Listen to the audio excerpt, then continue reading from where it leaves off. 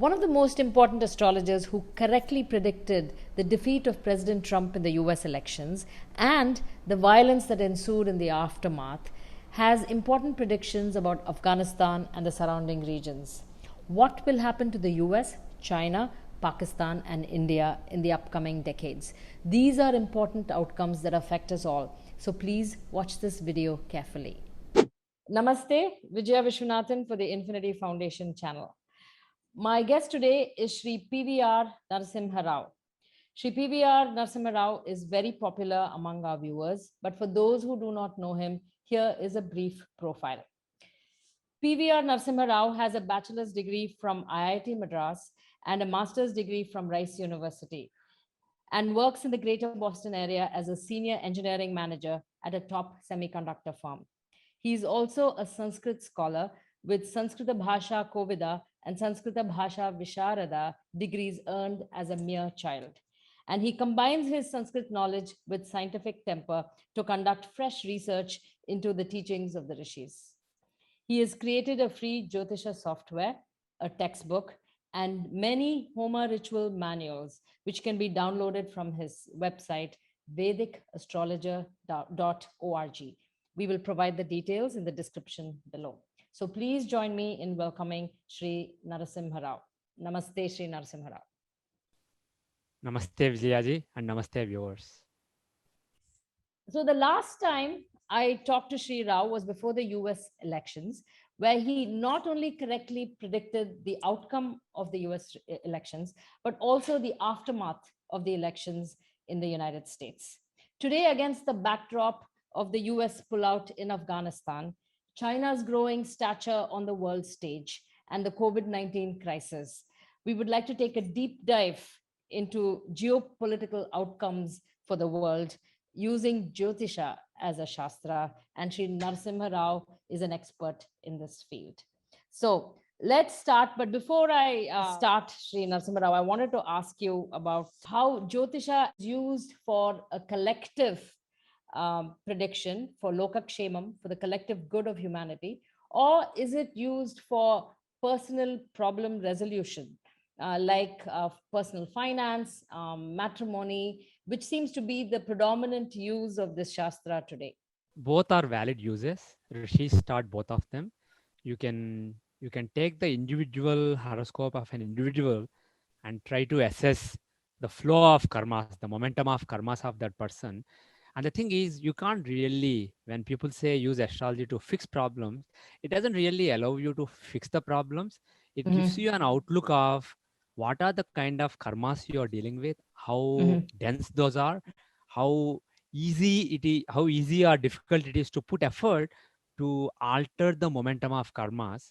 So through remedies, through upayas, through various spiritual sadhanas, you can try to alter the direction of the karmas that you are experiencing, but it doesn't completely solve the problem. Problem is solved by your effort, and it gives you guidance on what kind of effort is more suitable to solving a particular kind of problem. So that is definitely a valid use, because each person wants his own or her own good first, and then they care about the world. So helping people in need is an important use of Jyotish Shastra. As a matter of fact, that was the main focus of rishis. That took lot of the verses of rishis was about individual horoscopes. And now the tricky thing about individual horoscopes is the time may not be known accurately, and we really need an accurate time. So sometimes you can reverse engineer the time based on what you know about the person, find a very accurate time, but it requires a lot of effort. So in general, we are working with inaccurate data, so there is some accuracy problem there. Whereas when you look at the collective, when you look at like countries or regions of the world, there are charts like independence charts, etc. But more than those, there are some phenomena like sun and moon being together, sun and moon conjoining, sun entering a particular sign, things like that. Saturn and Jupiter conjoining, Saturn and Ketu conjoining. There are certain celestial phenomena, and based on the chart made for the celestial phenomena at the capital of a place, you can basically assess the momentum of karmas in the coming year or coming 20 years or coming month for that region. So for Mm-hmm. that, we get accurate time. Now we are not talking about the birth of somebody. We are talking about celestial phenomena. So we have Mm-hmm. accurate data. So one advantage of using collective charts for collective karmas, collective fortune is that you have accurate data. So both of them Okay. are valid. Astrologers who just want to serve people focus on that, and Mm-hmm. also when it comes to collective astrology, Mm-hmm. there isn't a lot taught by rishis. There are some guidelines given. Like I said earlier, their main focus was on individual horoscopy, not collective horoscopy. So when it Mm-hmm. comes to collective horoscopy, there are some guidelines, but there is a lot of scope for research. But the thing is, in Okay. my own research, I have found something that work really well. So I'm happy to make predictions about countries, etc. So first, let's talk about states in India.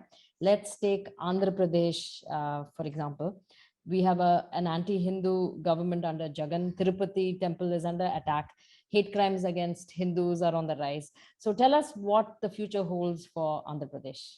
Unfortunately, I'm from Andhra Pradesh, and I'm not really pleased about the situation in Andhra Pradesh now. But Mm-hmm. unfortunately, I don't have any good news to my fellow Andhrites. Unfortunately, actually, at the time of last elections, I predicted that Jagan will have a very comfortable victory, very huge victory, because his time is really good right now. Even though right now it seems like there is some sentiment building against him, unfortunately politically time is still good for him. So even in the next elections he has a very good chance, but there is some vulnerability in the next elections. But in the last elections I was very sure he was going to win, but in the next Mm-hmm. elections there is some chance that he can lose a bit.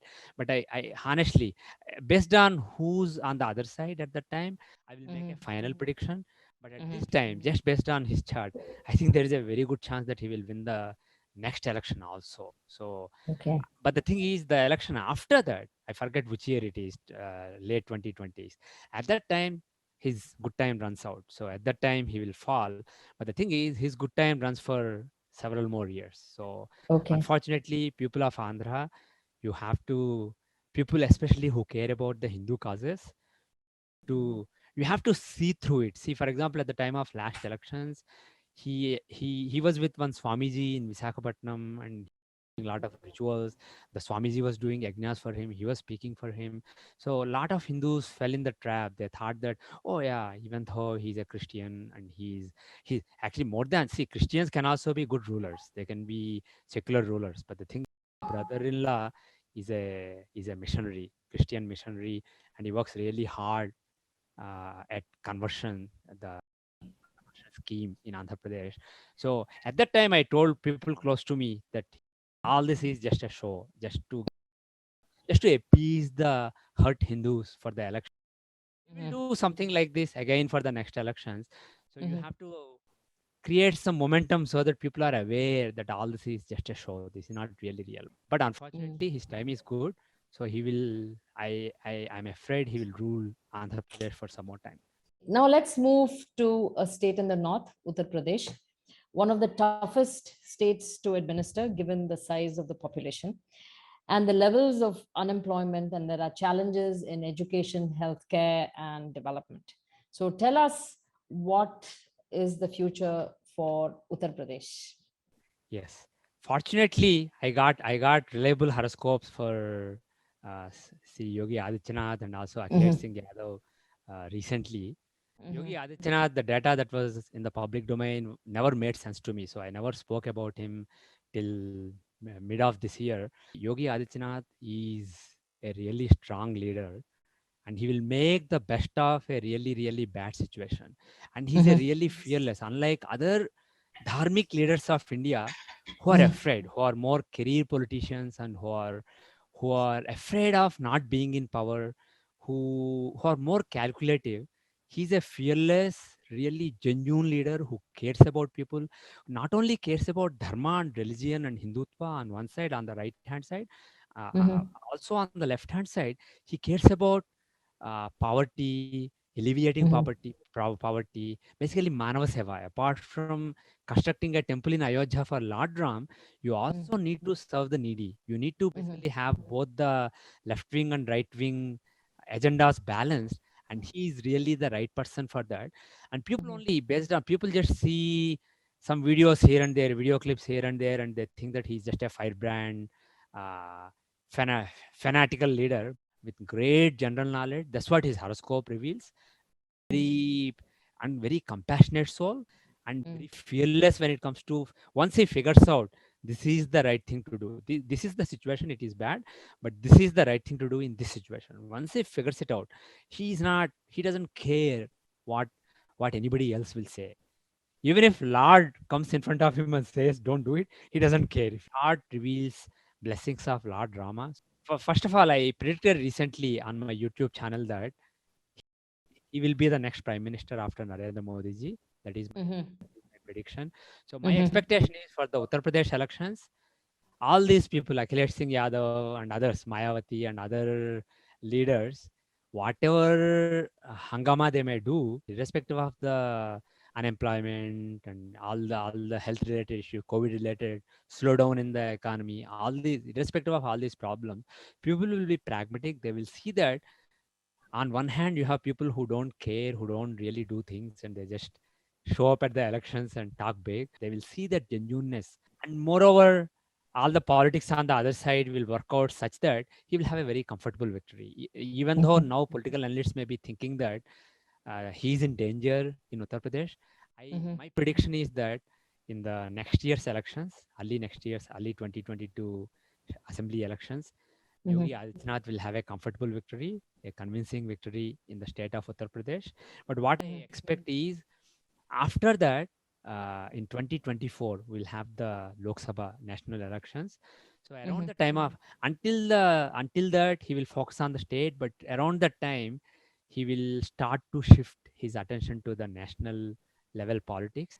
Again, in the national elections, he will lead BJP to comfortable number of seats in the Lok Sabha in Okay. 2024 Lok Sabha elections. And after that, I expect that he may move to national government. I strongly expect that in late 2025 or 2026, most likely early 2026 or spring 2026, around that time, I expect that Narendra Modi ji will retire from prime ministership. Though he will be the prime minister, re-elected prime minister in 2024, he will Mhm. transfer power to Yogi ji. That Yogi ji will be the prime minister of India from 2026 for a couple of terms, and Okay. that will be a really dangerous period for the world with a major war, etc. He will provide fearless leadership to India. He will be like FDR, Roosevelt for US. In a major war that I expect will happen towards the end of this decade, and most likely 2030, 2031, that period is a key period for that war. He will be the leader who will lead India to prominence in that crazy period. He will be the Okay. FDR of India, in my opinion. Okay. So he will Okay. well. So I actually sidetracked into national politics, but Yogi ji will be re-elected as the CM of UP. That is my prediction for next year. Okay. That's wonderful to hear. In my last interview, Sri Narasimha Rao, you touched upon China. Please talk to us about China, but many people want to know about the fate of Tibet. So, with the focus on Tibet, could you tell us about this, how this whole thing is going to play out for China? I do expect Tibet to be liberated in the next 15, 20 years. I expect a major war towards the end of this decade. And especially in 2030, late 2030, there is a combination, planetary combination, Guru Rahu in Anuradha in Vrishchikam, and Mhm. Seni and Ketu in Rohini Nakshatram, Vrishabha. That is Mhm. similar to what happened at the time of Mahabharata. It is a period when a big war will be simmering. That will make a huge difference to China's fortunes, and also that will play a major role in the independence of Tibet. I do expect Tibet to be independent. And like I mentioned in my last May interview, 2020 May interview, I do expect China to be broken, disintegrate into multiple countries. And right now, a lot of people ask me, it doesn't seem like that. China is so strong now. And if you look at US, the other thing I said in the same interview is that US will wane in its power. What happened to UK in 1940s and 1950s?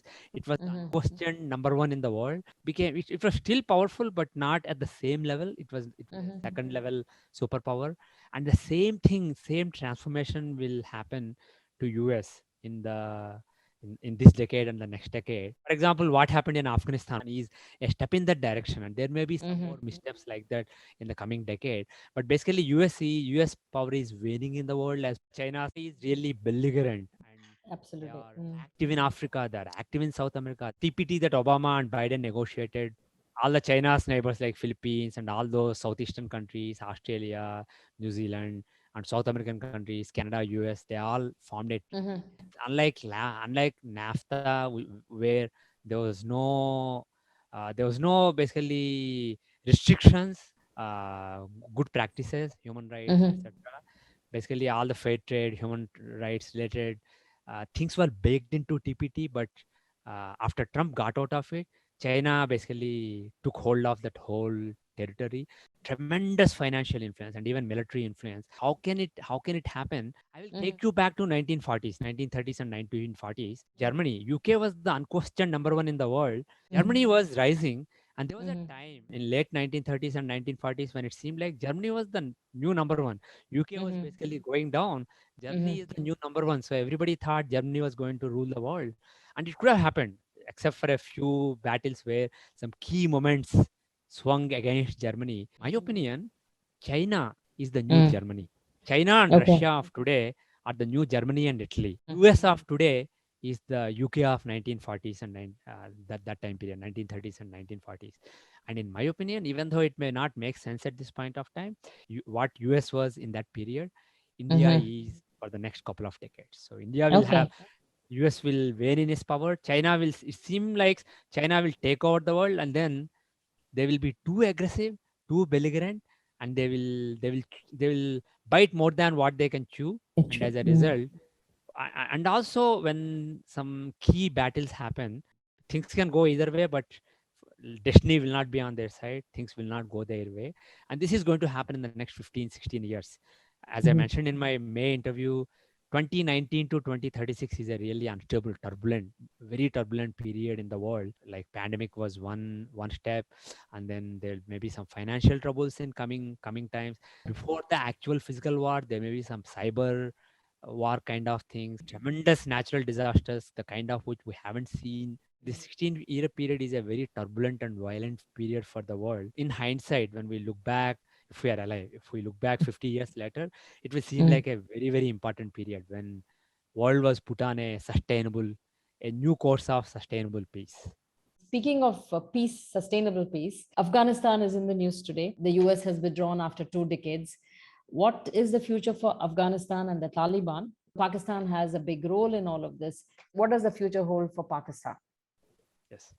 Okay, that's a very, very good question. So first, Afghanistan. Unfortunately, unfortunately, I don't have any. Just like I said, I don't have a good news for people from Andhra Pradesh. I don't have a good news for my friends from Afghanistan.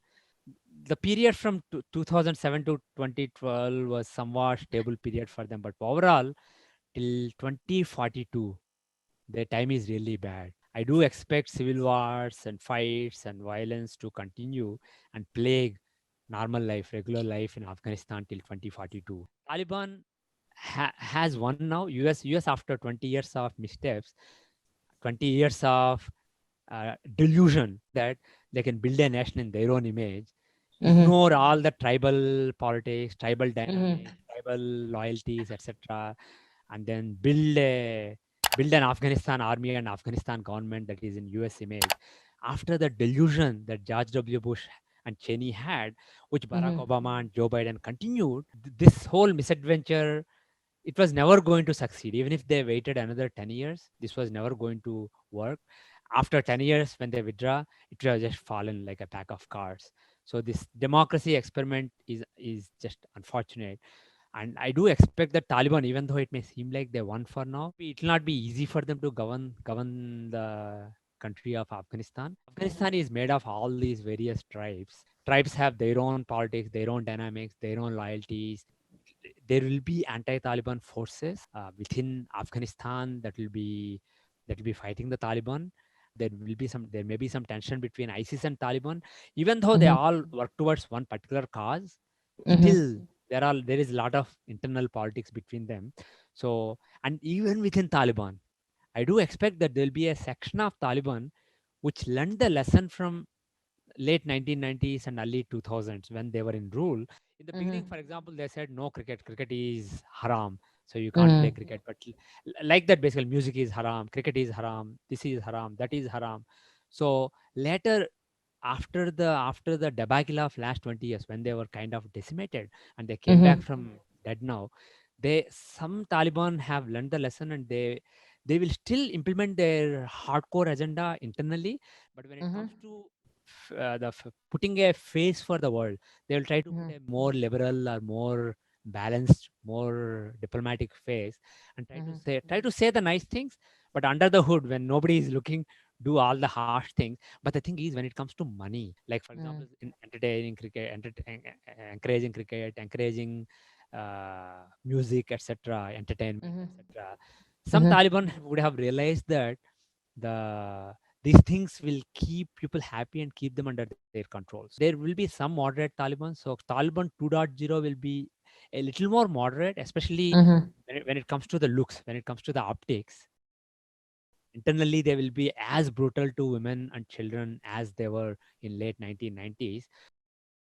So, but the thing is, there will be some forces within Taliban who say, no, no, no, no, this is against so and so scripture, so you can't do this, this is haram.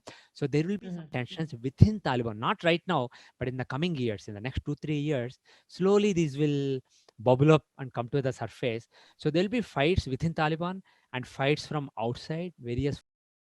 So it will Mhm. not be a bed of roses, and I do see a civil war in Taliban in the coming years. And the other Mhm. thing is, when it comes to Pakistan, this is really a huge victory for Pakistan in the short term. Look at Taliban, or even if you look at ISIS K, Khorasan or something, who attacked the U.S. Withdrawing U.S. army at the airport. So all Mhm. these entities, ISIS K, even actual ISIS, full ISIS, Taliban, these are all friends of Pakistan. Especially ISIS K and Taliban were incubated by Pakistan. These were basically the Mhm. babies of Pakistan. But at the same Mhm. time, if you have a baby and the baby is evil, the baby may not listen to you. You are an evil Mhm. person and you have an evil baby may actually hit you in the end.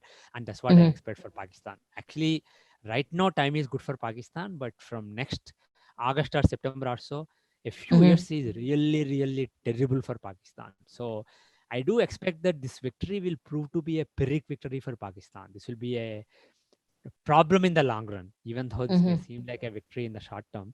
On one Mhm. hand, the West will put pressure on Pakistan to say, oh, these are your guys, rein them in.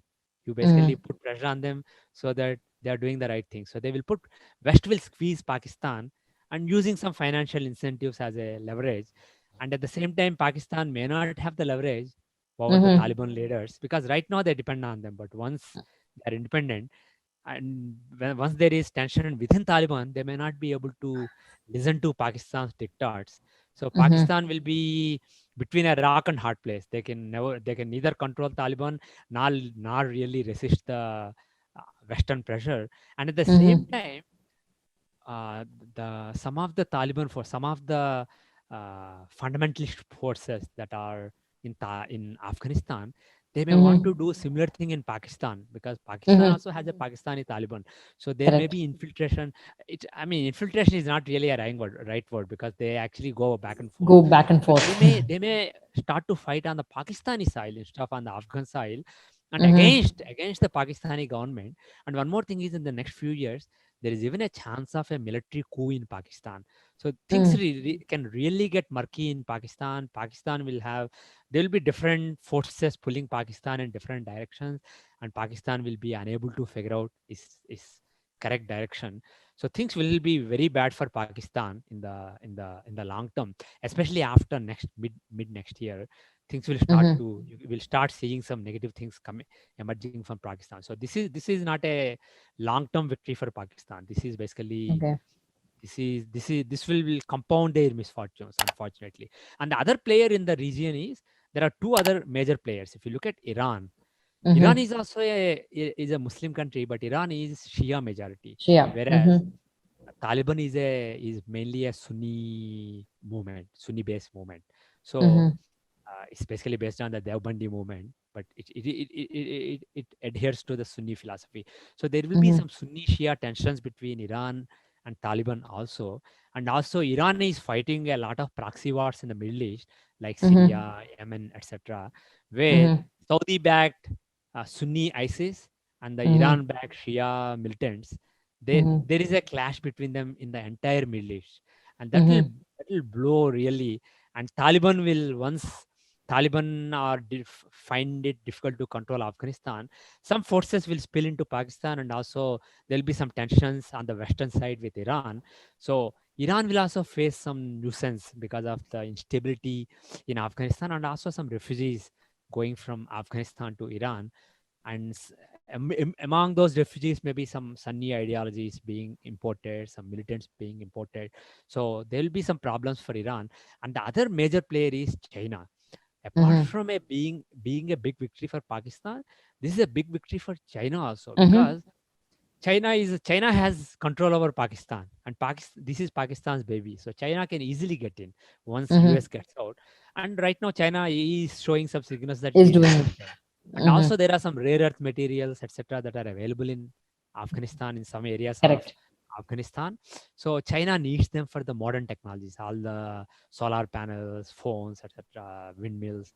So they will want on a monopoly on all those minerals.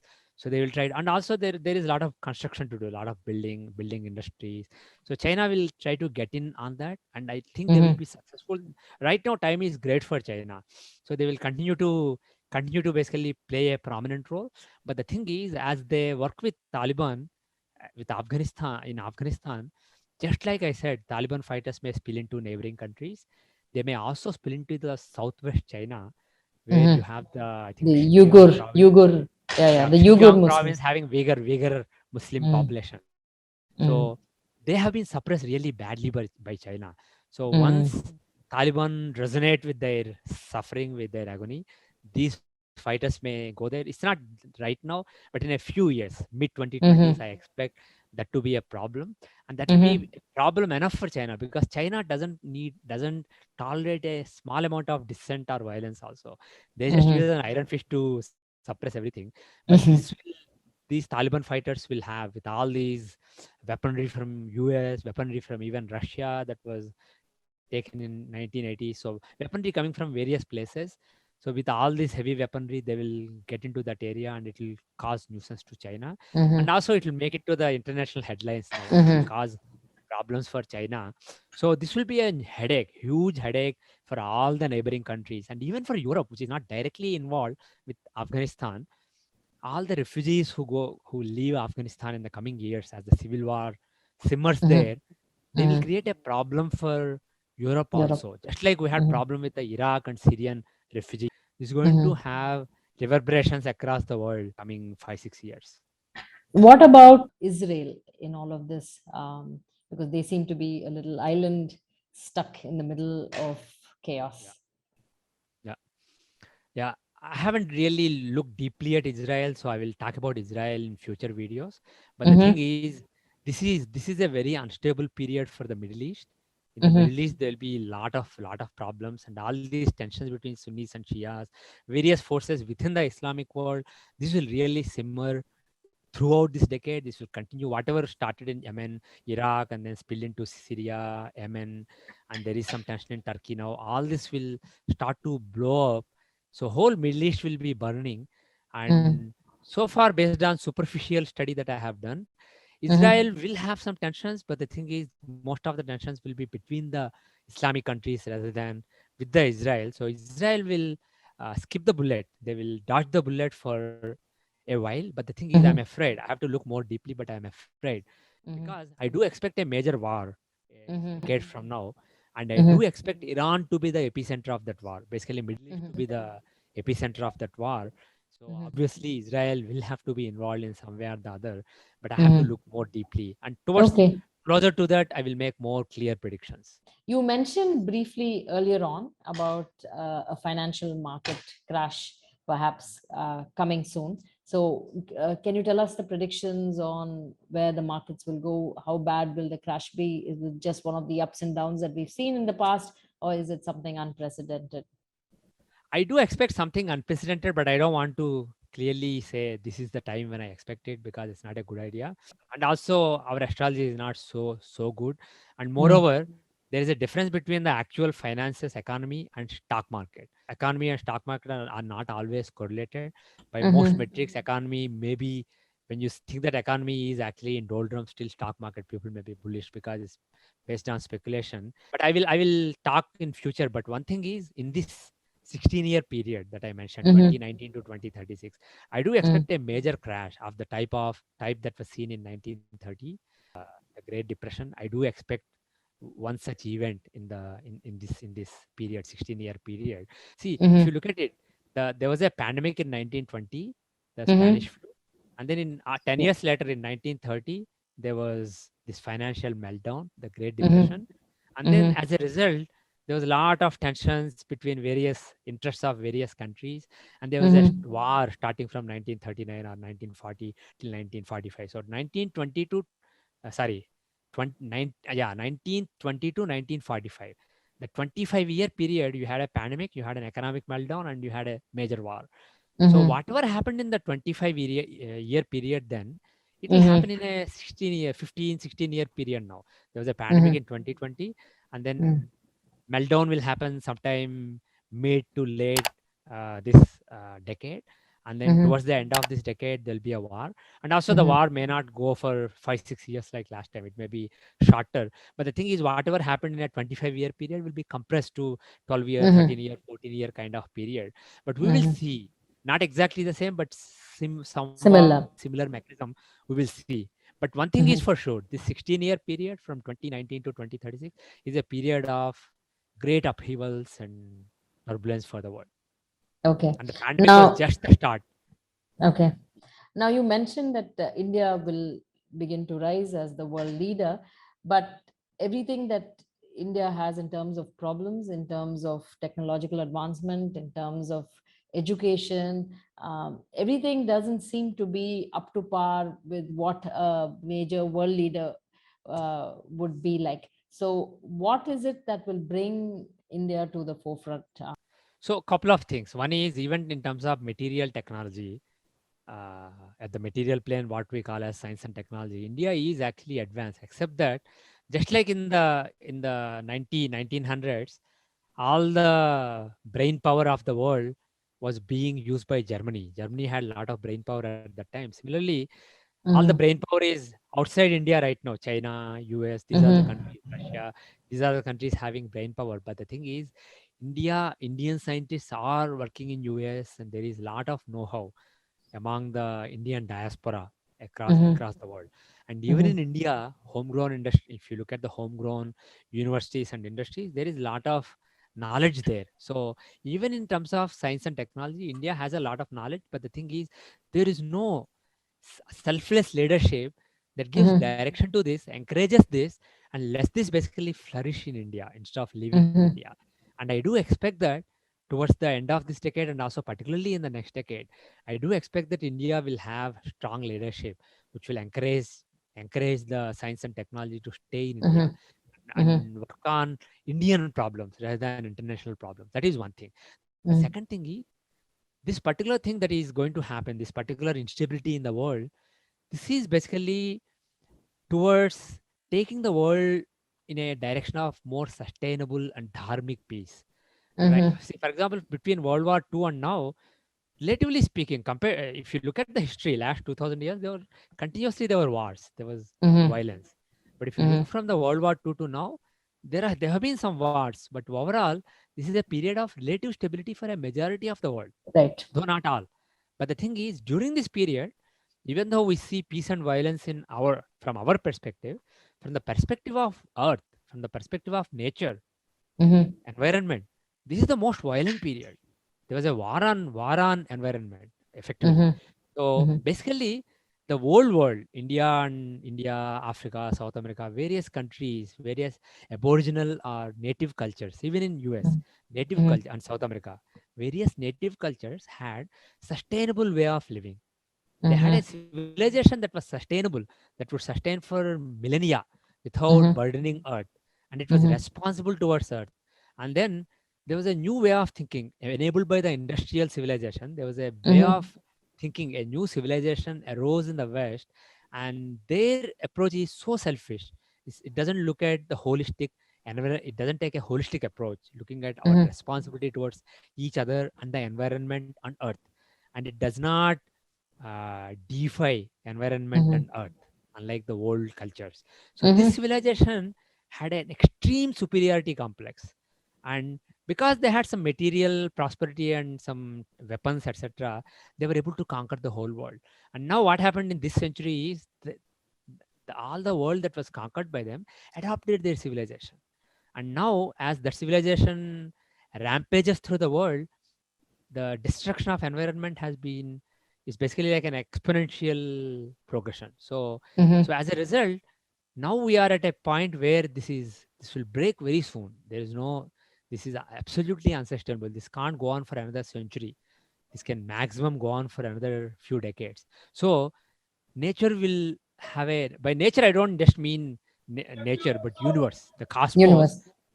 Universe will basically put in corrective mechanisms which will move us towards a more sustainable equilibrium, more sustainable civilization. So at the end of this war that I am talking about in 1930s, early 1930s, by the time this period of upheaval ends in Mhm. 2036, world will be on a path towards a more sustainable equilibrium, more sustainable peace, more dharmic peace. So Mhm. there, when it comes to uh, a civilization that knows how to do it, India is one of the great civilizations.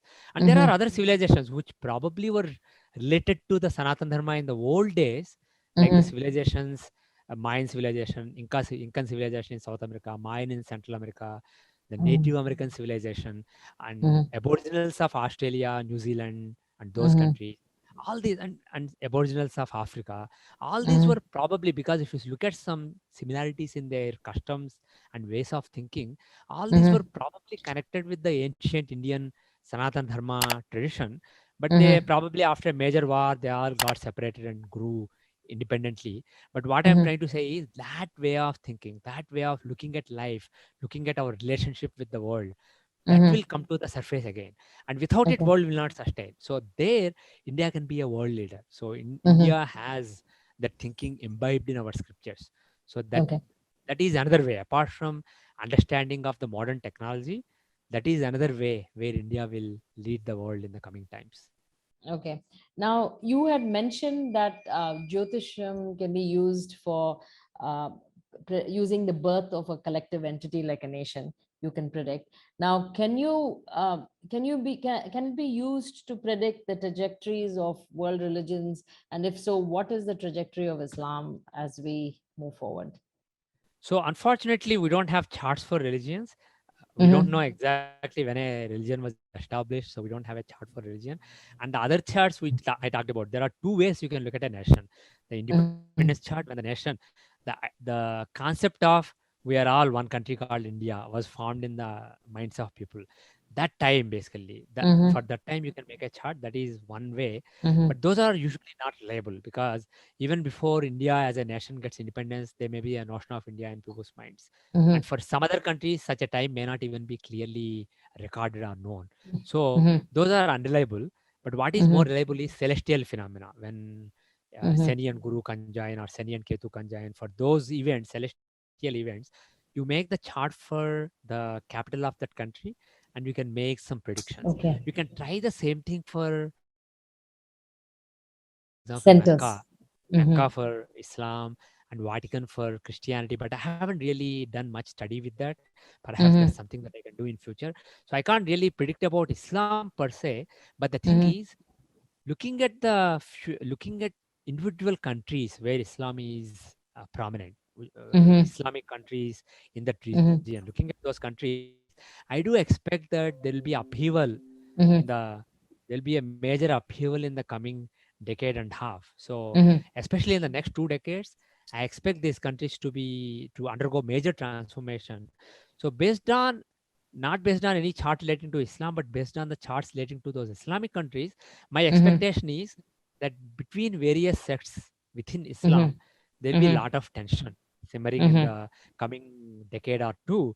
And in addition, one thing that people may not realize, there will be a lot of atheism, the so-called apostates, people who Mhm. have lost faith, but they are afraid to speak up because they will be reprimanded, because Mhm. some of the religions are iron fisted. In Hindus, for example, if someone becomes apostate or atheist, they can speak up because there is a Hinduism of accepting rationalism, which basically doesn't recognize God but considers Mhm. the whole world and all human beings as God, and Manava Seva is Madhava Seva.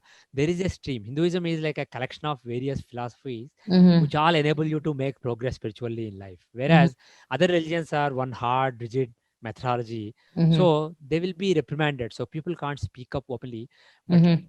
I expect that there will be a growing population of apostates and atheists and agnostics within Mhm. Islamic countries. There probably are already, but there will be a lot more in the coming decade and a half, and they will start speaking up as the fights between various sects become strong and the countries become weak. They will start to speak up more. So this is another thing. People say Islam versus Christianity, Hinduism versus Christianity, Hinduism versus Islam. There is a big trouble from this religion. I understand where that all that is coming from, because there is a lot Mhm. of conversion activity in India. There's a lot of religion-based terrorism in India. So I Mhm. understand where all that is coming from. But I think, especially as troubles mount in the world, economic Mhm. troubles and later wars, people will not give a damn about religion. It's more, they will actually start questioning religion. So the real fight that all religions have, whether it's Hinduism or Christianity or Islam, the real fight they have is against atheism, agnosticism, and Mhm.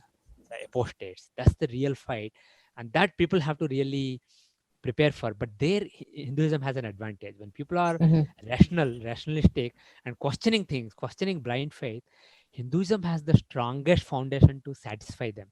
So Mhm. this onslaught from the rationalists that is coming up, that that onslaught, Hinduism is in the best possible position to withstand it. So that is another reason why, even though it seems like Hinduism is under tremendous attack right now, and I understand that, and I'm happy that people are fighting against it, but in the Mhm. end, the fight will be really against atheism, and Hinduism Mhm. will win that fight. Thank you so much for all your insights, Sri Rao. We hope to have you back soon again as we get through this year and perhaps the next year. And always, always a pleasure to have you. So thank you again and namaste. Thank you, Vijayaji, and thank you, everybody. Namaste. Sarvam Krishna Arpanam.